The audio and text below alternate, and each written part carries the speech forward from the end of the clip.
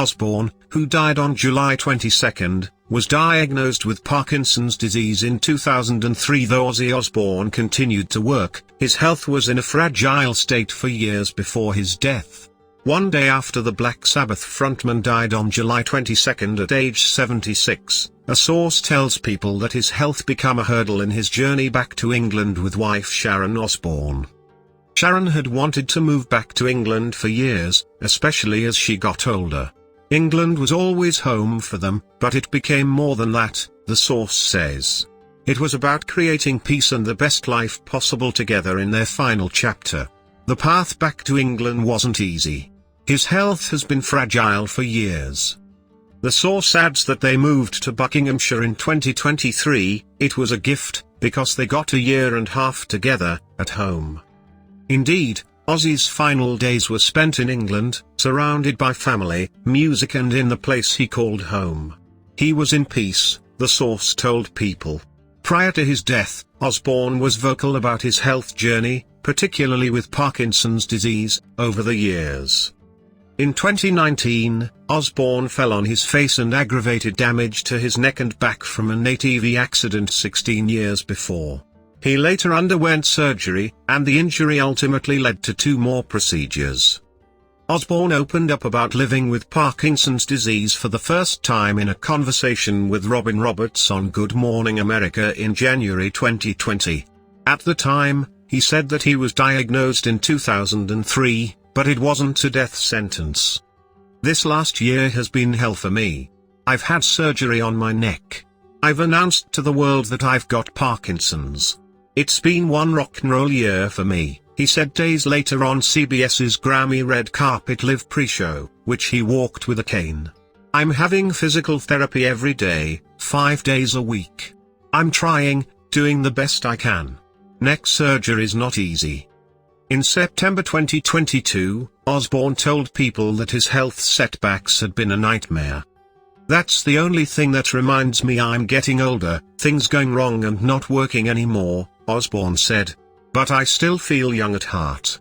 At the time, he added, "I am determined to get back on stage even if I have to be nailed to a board and wheeled on. Survival is my legacy." Most recently, in February 2025, Osbourne shared on his SiriusXM radio show that he could no longer walk. "I have made it to 2025. I can't walk, but you know what I was thinking over the holidays? For all my complaining, I'm still alive," he said at the time. "I may be moaning that I can't walk, but I look down the road and there's people that didn't do half as much as me and didn't make it," he added. On July 5, Osbourne played what would be his final concert with Black Sabbath in England, performing atop a throne, 17 days before his death. Although the two have not shared how they met, the New York Post previously reported that Armstrong, who used to work as a model, dancer and fitness instructor, trained Geffen. However, in Tuesday's complaint, Michaels claims Geffen sought him out via the website, seekingarrangements.com, and paid Michaels $10,000 for sex on the very first night they met. Over time, what began as a paid sexual relationship evolved into a Marvin-type partnership. Geffen told Michaels he loved him and the two would treat one another as life partners, share all assets equally, and Geffen would support Michaels financially for life, the complaint alleges. In 2023, Geffen and Michaels married. No prenup. No protections, the complaint continues, claiming that Michaels gave his body, his love, his labor, his youth in order to keep Geffen satisfied. After time, however, Michaels claims that he wanted to cultivate an independent identity that he could be proud of, not one solely tied to Geffen and his singular approval. After the relationship, which Michaels claims was a calculated pattern of abuse and commodification, fell apart, the complaint alleges that Geffen responded by cutting him off, demanding a divorce, and breaching his years-long promises and agreements with Michaels.